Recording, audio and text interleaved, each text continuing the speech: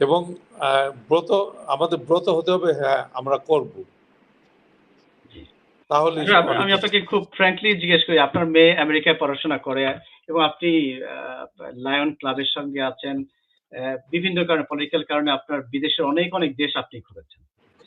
আপনার কি কখনো মনে হয় বিদেশ থেকে যাবার পরে ইস আমার দেশেও যদি পলিটিক্যালি মানে যারা দলকে সমর্থন করে তাদের মধ্যে বেকারের সংখ্যা অনেক বেশি, বিদেশের সাথে কম্পেয়ার করলে তো হয়তো হবে না, বাংলাদেশ অনুন্নত দেশ বলবেন, কিন্তু আপনার কি মনে হয় আমার দলের কর্মীরা আইদার স্কুল অথবা কলেজ প্রেরণের পরে যারা বেকার, কাজ নাই কাম নাই মিছিল মিটিং এটাই এখন তাদের মূল কাজ, তাদের ঘর সংসার চালানো, আপনার আপনাকে কখনো ভাবায় যে এরা আসলে এদের সংসারটা কিভাবে চলে যেহেতু চাকরি নাই, মানে এটা একটা আসলে ঝামেলা কিনা আমাদের দেশের উন্নয়নের জন্য?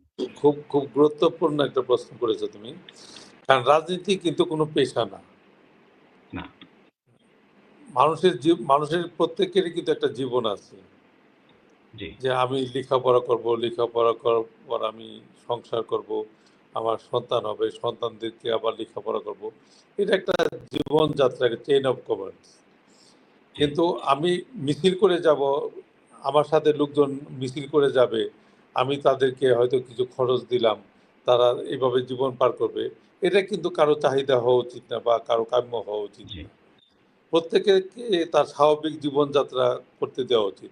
যেমন যারা স্টুডেন্ট তাদেরকেও আমরা বলি, তোমাদের প্রথম প্রায়োরিটি হলো তোমাদের লেখাপড়া।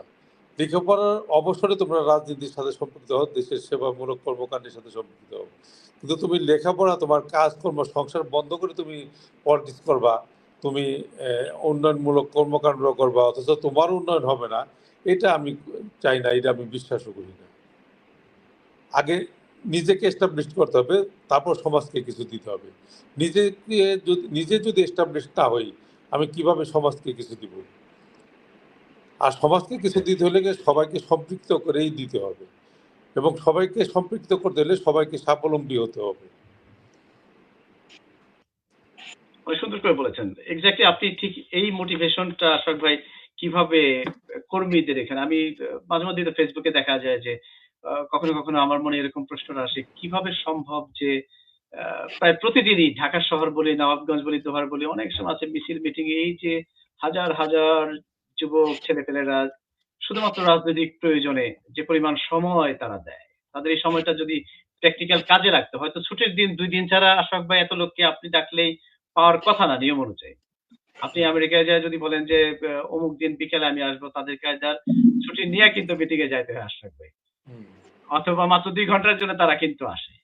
কিন্তু অথচ দেখি আমরা মিছিলে দিনের পর দিন মিছিল মিটিং আর এইসব ছাড়া মূল কাজ কিন্তু আমাদের ছেড়ে ফেলে দেয়। আমরা হয়তো রাজনৈতিক কারণে একদিন দুদিনের জন্য তাদেরকে ভালোবাসতে পারি, পছন্দ দিতে পারি, আমরা কিন্তু তাদের যদি সত্যি শুভাকাঙ্ক্ষী হয়ে আসতে পারি, তাদের ফ্যামিলি কিভাবে ডেভেলপ হতে পারে, তাদের ছেলেপেলেরা কিভাবে উন্নতির শিখরে যেতে পারে, এই জন্য তাদেরকে একটা সুন্দর ক্যারিয়ারে যদি আমরা নেতারা যারা আপনারা আছেন, আমরা যারা সিনিয়র যারা আছে তাদেরকে যদি বোঝাতে অক্ষম হই, তাহলে আমাদের নবাবগঞ্জ দোহারের অবস্থা কিন্তু ফিউচারে সুন্দর নেতৃত্ব, সুন্দর মানুষ, সুন্দর ঘর তৈরি হবে না আসলে। আমি আশা করি আমরা আপনার কাছ থেকে অ্যাটলিস্ট জনসভাগুলোতে আপনি এটি তুলে ধরতে পারেন কিনা। এর জন্যই আসলে আমাদেরকে প্রয়োজন যে লেখাপড়ার পাশাপাশি আমাদের ট্রেনিংগুলো, এই টেকনিক্যাল শিক্ষাগুলো আমাদের নেওয়া উচিত। যেমন আমাদের এলাকা, আমাদের লোকজন বিদেশে যাচ্ছে একদম সাধারণ একজন শ্রমিক হয়ে, সে যদি একটা টেকনিক্যাল শিক্ষা নিয়ে যায়, তাহলে কিন্তু তার বেতনটাও ডবল হয়ে যায়, তার যেতেও কম খরচ লাগে, তার পরিবারও স্বচ্ছ হয়ে যায়। কিন্তু আমাদের এই টেকনিক্যাল শিক্ষাগুলির উপর আরো গুরুত্ব বাড়াতে হবে। আর সবচেয়ে বেশি যেটা, আমাদের এলাকায় গ্যাস নাই বলে আমাদের এলাকায় কিন্তু উন্নতি হচ্ছে না, মিল কারখানা গড়ে উঠতেছে না। যেমন আমাদের ঢাকা থেকে সাভার যতখানি দূর, দোয়ানগঞ্জ কিন্তু আরো কাছে। সাভার আসলে কিন্তু হাজার হাজার শিল্প কলকারখানা গড়ে উঠেছে, ওখানকার লোকজন অনেক কর্মসংস্থান পাচ্ছে। কিন্তু আমাদের এলাকায় যদি আমরা মিল কারখানা গড়ে তুলতে পারি, আমাদের ইন্ডাস্ট্রি গড়ে তুলতে পারি, তাহলে কিন্তু আমাদের এলাকার লোক আর এভাবে বিদেশে যাওয়ার প্রয়োজন হবে না। তারা কিন্তু এখানেই কাজ করে চলতে পারবে, এখানেই স্বাবলম্বী হতে পারবে। এর জন্য গ্যাসটা আমাদের এলাকা খুবই জরুরি। বিগত দিনে যেটা হয়নি, কেন হয়নি বা কি কারণে হয়নি, এটা আমি আর বিতর্কে যেতে চাই না। আমি আনতে পারবো কিনা সেই চেষ্টা আমি করব। কারণ আমি চেষ্টা করব যে এই গ্যাসটা আমরা আনতে পারি। গ্যাসটা যদি আমরা আনতে পারি, এক গ্যাসের মাধ্যমে আমাদের এলাকার উন্নয়ন কয়েক গুণ বেড়ে যাবে। সুতরাং আমাদেরকে চেষ্টা করতে হবে, কাজ করতে হবে। ভাগ্যের উপরে বসে থাকলে হবে না, ভাগ্যটাকে কর্মের মাধ্যমে ভাগ্যে পরিবর্তন করাতে হবে।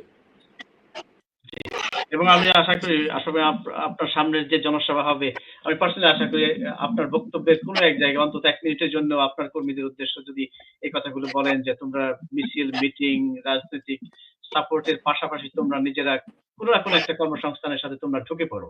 পাশাপাশি তোমরা রাজনীতির সময়, তাহলেই আমার মনে হয় আপনার এই বিএনপির কর্মীরা সোনার কর্মী হিসেবে রূপান্তরিত হবে। কারো বিরুদ্ধে কোনো অভিযোগ থাকবে না ইনশাআল্লাহ। আমি আশা করি আপনার বক্তব্যে জনসভায় কিছুটা শুনবো আশা করি।